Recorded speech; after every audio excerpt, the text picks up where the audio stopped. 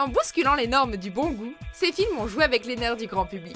Bienvenue sur Watch Mojo français. Aujourd'hui, nous faisons le décompte du top 10 des comédies controversées au cinéma. I'm not the Messiah, will you please listen? I am not the Messiah, do you understand? Nous publions de nouvelles vidéos chaque jour, alors abonnez-vous pour être au courant des nouveautés excitantes. Pour cette liste, nous passons en revue les films populaires qui ont rendu les gens furieux, curieux, voire les deux, en repoussant les limites de l'acceptable. Numéro 10, Tonnerre sous les tropiques. Never go for retard. Réalisé par Ben Stiller, cette comédie place des acteurs fictionnels égocentriques dans un décor de guerre. Les frontières deviennent donc floues puisque le métaconflit devient réel. Les défenseurs des personnes handicapées ont trouvé que le personnage de Simple Jack manquait beaucoup de goût, même s'il était censé parodier les clichés de jeux d'acteurs. Robert Downey Jr. a également été très critiqué. Son personnage est maquillé en homme noir, un choix douteux, même s'il était censé appuyer la satire du film. Nowadays, it's just, very convenient to pick things apart. Malgré la controverse, ou peut-être grâce à elle, Tonnerre sous les tropiques a plus que doublé son budget de 78 millions d'euros. I'm a dude playing a dude disguised as another dude. Numéro 9, les producteurs. Don't be stupid, be a smarty. Come and join the Nazi party. À l'époque de la sortie du film, Mel Brooks était surtout connu comme co-créateur de la série télé Max la Menace. Réalisateur débutant, il sort un film à l'humour unique et controversé sur deux producteurs qui tentent de monter une comédie musicale sur Adolf Hitler. C'est sans surprise que le film a lancé une polémique, puisque les risques pris par Brooks n'ont pas plu à tout le monde, en particulier ses blagues ethniques, même si beaucoup ont apprécié son commentaire social.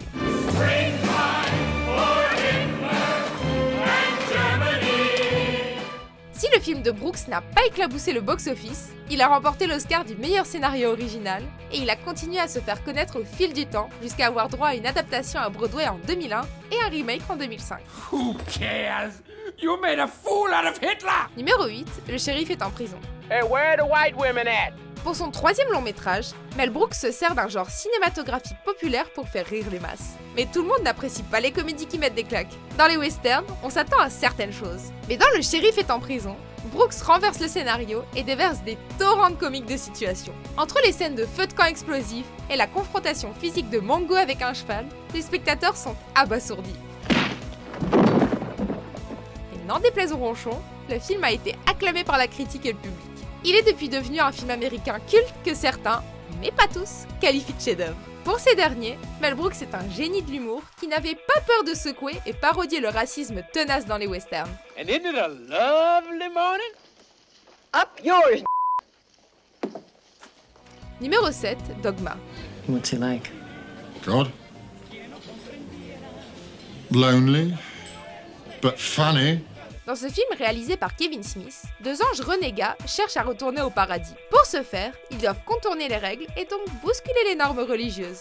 Autant dire que les groupes chrétiens ont protesté, puisque Dogma s'amuse avec les traditions religieuses à tout va, et notamment l'infaillibilité divine. To prove him wrong would undo reality and everything that is. Les blasphèmes du film ont rendu les croyants si furieux que Smith aurait reçu plusieurs menaces de mort. Si l'éthique du film peut paraître douteuse, il est plus difficile de nier le talent du casting, qui comprend des acteurs tels que Ben Affleck, Matt Damon, Alan Rickman, Chris Rock et Salma Hayek entre autres. Are you really that stupid? Numéro 6, Pink Flamingos. We'll see who's the filthiest person alive. We'll just see!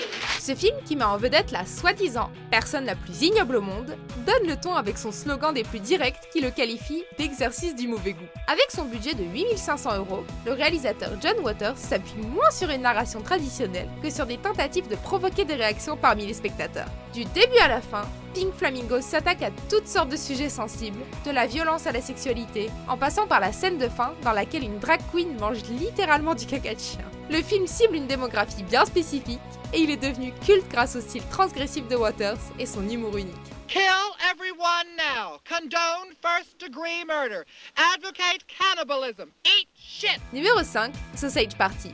Once you see that shit, it'll f*** you up for life.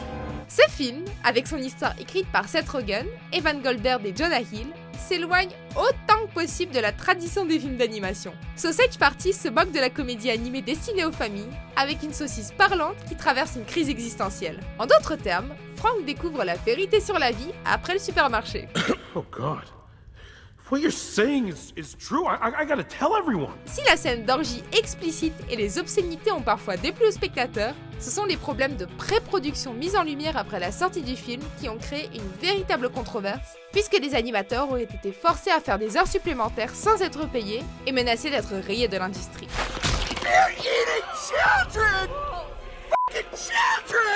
Numéro 4, Team America, Police du monde. Everyone has Ace. Ace, Ace, Ace. Sausage Party, sorti en 2016, n'aurait sûrement pas pu être créé si ce film n'avait pas préparé le terrain auparavant. Réalisé par Trey Parker, le créateur de South Park, Team America s'attaque à l'Amérique macho et patriote tout en se moquant de nombreuses célébrités. And Matt Damon. Matt Damon. Le film est uniquement constitué de marionnettes qui, en plus d'être violentes, sont sexuellement très actives. Une scène particulièrement explicite entre le héros, Gary Johnston, et sa partenaire Lisa Jones a valu au film une interdiction au moins de 17 ans aux États-Unis, finalement réduit à un simple restricted. Le film divertit et offense les foules avec son humour cru et sa vision satirique des partisans politiques. I'm so lonely, so lonely. Numéro 3, South Park le film. Eric, did you just say the F word? Basé sur la série populaire de Comedy Central, ce film parle directement de ces problèmes de censure bien connus. Dans l'adaptation au cinéma de cette série animée, le réalisateur Trey Parker offre des méta-commentaires sur la culture moderne, mélangeant des références à la religion, à la guerre, l'éducation des enfants, le tout avec un humour cash et des obscénités bien sûr.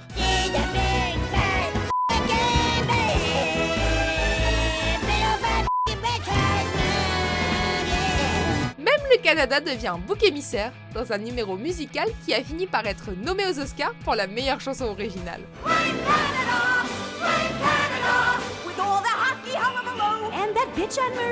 En repoussant les problèmes sensibles, cette version de South Park au grand écran a naturellement reçu beaucoup de critiques, même si la plupart sont positives. Son, I have some bad news. We accidentally replaced your heart with a baked potato. You have about 3 seconds to live. Numéro 2, Borat. My name is Borat. I like you. I like sex. It's nice.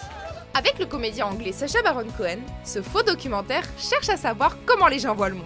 Et les résultats sont aussi hilarants que controversés. La plupart des gens ont critiqué le postulat choquant de Borat, tandis que d'autres ont trouvé les représentations ethniques offensantes.